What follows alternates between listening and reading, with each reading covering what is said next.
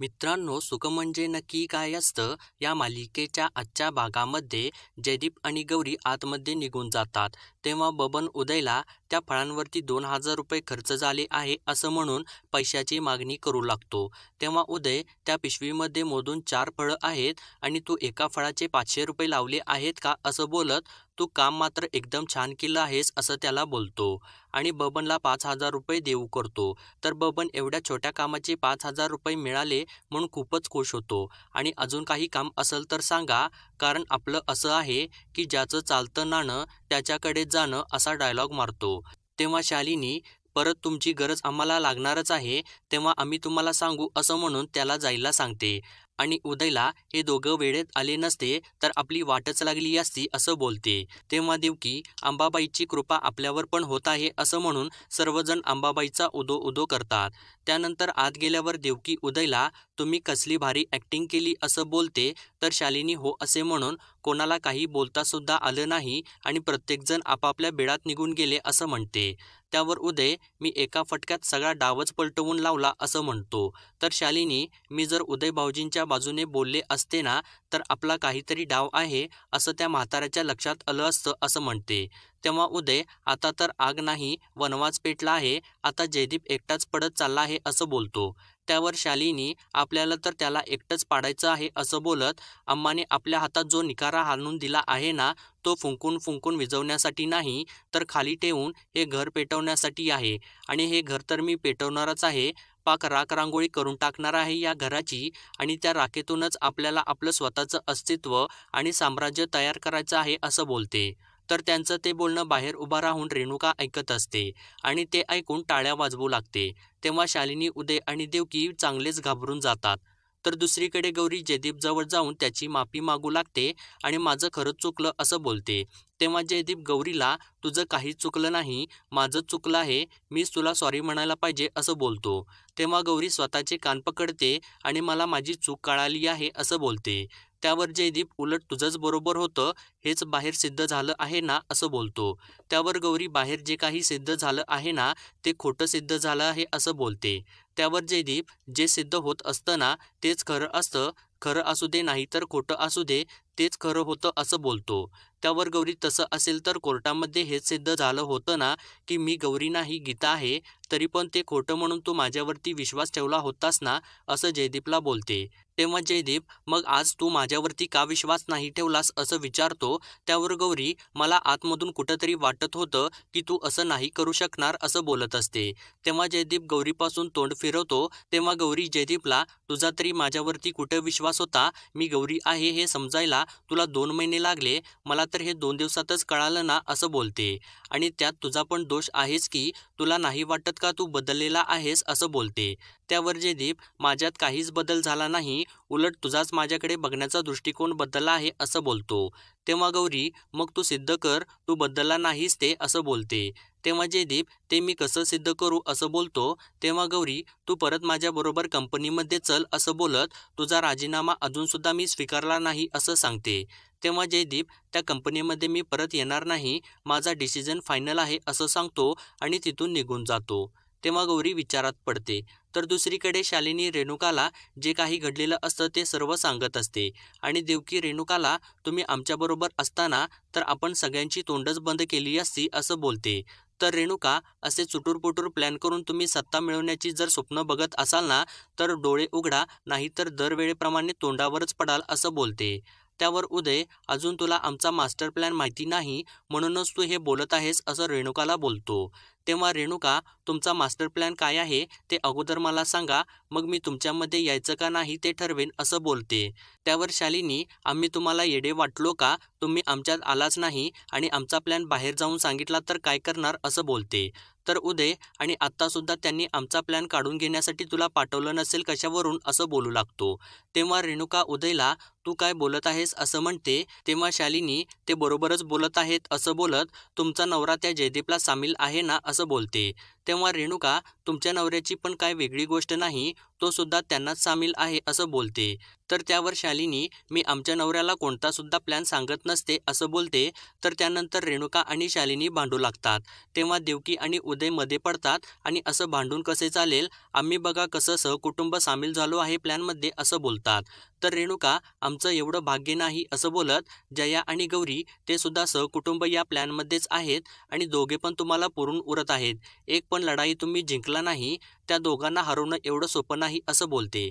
त्यावर शालिनी सोपी लढाई मी कधीच लढत नाही, आता तर ही लढाई मी जिंकणारच आहे आणि नाही जिंकून दाखवली ना तर नावलाही लावणार शालिनी असा डायलॉग मारते. तर दुसरीकडे जयदीप एकटाच बाहेर झोपड्यावरती बसलेला असतो. तेव्हा त्याला उदयने त्याच्यासोबत जे काही केलं असतं आणि त्यानंतर गौरी त्याच्याबरोबर जशी वागलेली असते ते सर्व आठवत असतं. इतक्यात मागून शालिनी येते आणि जयदीपला तुम्ही इथे एकटाच बसला आहे का असं बोलत खऱ्या अर्थाने देवच फिरले म्हणायचे. अगोदर माझे धीर होता तुम्ही, आता या घराचे जावई झाला आहे, पण एका अर्थाने तुमचा मान वाढला आहे असं म्हणते. तेव्हा जयदीप तुम्ही जे बोलायला आला आहे ना ते बोला असं रागाने बोलतो. तेव्हा शालिनी मगाशी घरामध्ये जे काही झालं ना ते मला आवडलं नाही, तेच सांगायला मी आले होते असं बोलते. तर जयदीप शालिनीला तुम्हाला मी आज ओळखत नाही, तुम्ही मुद्द्याचं जे काय आहे ना ते बोला असं म्हणतो. तेव्हा शालिनी मी मनापासून सांगत आहे, मगाशी जे काही घडलं ना तेच मला वाईट वाटत आहे आणि साक्षीदार पुरावे जे काही आहे ते बघूनच मी त्यांच्या बाजूने बोलले. पण गौरी तिथेच होती ना, हे साक्षी पुरावे सगळे तिथे तपासले असते तर खरं काय आहे ते कळालं असतं, पण तिने डायरेक्ट तुम्हाला दोषी ठरवलं असं बोलते. त्यावर जयदीप तुमचा हा मुद्दा आहे का असं बोलत उदय दादाने नाटक केलं ना त्यातच ती फसली असं बोलतो. त्यावर शालिनी तुम्ही काही पण म्हणा, पण खुर्ची मिळाली की डोक्यात हवा जाते आणि माणसाची नियत बदलत असते असं बोलत आपल्या गौरीची बदलल असं मला वाटलं नव्हतं, ती पोर एकदम साधी आहे असं बोलते. आणि तुमच्या गॅजेटचं काम झालं का, तुमचं नाव बदलून झालं का असं जयदीपला विचारते. तेव्हा जयदीप ते काम प्रोसेसमध्ये आहे असं सांगतो. तर शालिनी गौरीने नाव बदलण्याचा विचार केला आहे का असं विचारते. तेव्हा जयदीप मला माहिती नाही असं सांगतो. तर शालिनी नवऱ्याने आपलं नाव बदललं आणि बायकोने तेच नाव ठेवलं आहे, हे तर विचित्रच वाटते असं बोलते आणि तिथून निघून जाते. तर दुसऱ्या दिवशी सकाळी जयदीप कॉफी पीत बसलेला असतो आणि गौरी खाली बसलेली असते. तेव्हा जयदीप गौरीला ऑफिसला जाणार नाहीस का असं विचारतो. तेव्हा गौरी मी ऑफिसला जाईन नाही तर काय पण करीन, तुला काय करायचं आहे असं बोलते. तेव्हा जयदीप ऑफिसची वेळ पाळायची जबाबदारी तुझी आहे ना असं बोलतो. तेव्हा गौरी जयदीपला तू कंपनीत रिझाईन केलं आहेस ना, तरी पण कंपनीबद्दल तुला किती काळजी आहे, आता तू जे बोलत आहेस ना तेच खरं आहे, बाकी सगळं खोटं आहे असं बोलते. तेव्हा जयदीप आपण ते सगळं नंतर बोलू, तू अगोदर ऑफिसला जा असं सांगतो. त्यावर गौरी मी ऑफिसला नाही जाणार, मी पण राजीनामाच देणार आहे असं बोलते. तेव्हा जयदीप गौरीला तू राजीनामा स्वतःकडेच देणार आहेस का असं गौरीला बोलतो. तेव्हा गौरी मी माईदादांच्याकडे राजीनामा देईन असं सांगते. तेव्हा जयदीप CEO कोणाला करणार आहेस असं विचारतो. तेव्हा गौरी मी कोणाला पण करेन असं बोलत त्या बबनला CEO करते असं बोलू लागते. त्यावर जयदीप गौरीला उगीच लहान मुलांच्या सारखं बोलू नकोस, तू कंपनीची जबाबदारी कशासाठी घेतली होतीस ना हे लक्षात ठेव असं बोलतो. तेव्हा गौरी जयदीपला ते बरं आहे असं बोलत तू सगळं विसरायचं पण मी सगळं मात्र लक्षात ठेवायचं असं का असं बोलते. तेव्हा जयदीप हो असे बोलत तूच सगळं लक्षात ठेवायचं असं बोलतो आणि चल कंपनीमध्ये मी तुला सोडून येतो असं सांगतो. तेव्हा गौरी जयदीपला तू कंपनीत येणार आहेस का असं विचारते. तेव्हा जयदीप मी फक्त तुला सोडायला येणार आहे असं सांगतो. तेव्हा गौरी जयदीपला तू खरंच माझ्यासोबत येणार आहेस का असं परत एकदा विचारते. तेव्हा जयदीप नको येऊ का असं गौरीला विचारतो. तर गौरी थोडं थांबते आणि असंच येणार आहेस का असं विचारत मी लगेच पर्स घेऊन आले असं म्हणून हसत तिथून निघून जाते. तर त्यानंतर जयदीप गौरीला कंपनीमध्ये सोडायला जातो. तेव्हा कंपनीत पोचल्यावरती गौरी कारमधून खाली उतरत असते. तर जयदीपला तू इथेच बसून राहणार आहेस का, आतमध्ये येणार नाहीस का असं विचारते. तेव्हा जयदीप मी तुला सांगितलं आहे ना मी कंपनीत पाऊल नाही ठेवणार असं जयदीप बोलतो. तेव्हा गौरी जयदीपला आता मी तुझ्या पाया पडू का असं बोलू लागते.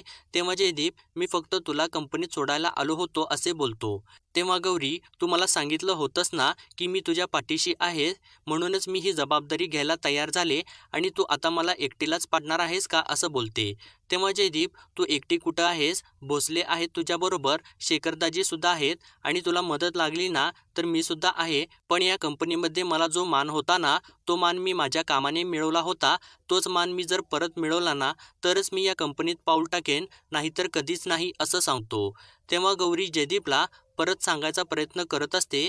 तर जयदीप गौरीला, तुझं काम झालं की मला फोन कर, मी तुला न्यायला सुद्धा येईन, असं सांगतो. तेव्हा गौरी कारमधून खाली उतरते आणि आतमध्ये जात असताना परत जयदीपकडे वळून बघते. तेव्हा जयदीप निघून जातो. तर त्यानंतर गौरी आतमध्ये जाते. तर सर्वजण गौरीला गुड मॉर्निंग मॅडम असं बोलत असतात. पण गौरीचं कोणाकडेच लक्ष नसतं आणि ती आतमध्ये जाते. त्यानंतर शेखरदाजी गौरीकडे येतात आणि मला कशासाठी बोलावलं आहे असं विचारतात. तेव्हा गौरी शेखरदाजींना, मी ते नंतर सांगेन, पण तुम्ही मला सारखं सारखं मॅडम का बोलत असता असं विचारत, तुम्ही सगळे मला ठरवून त्रास देत आहे का असं विचारते. तेव्हा शेखरदाजी तसं काही पण नाही असं बोलतात आणि काय केलं आहे जयदीपरावांनी असं विचारतात.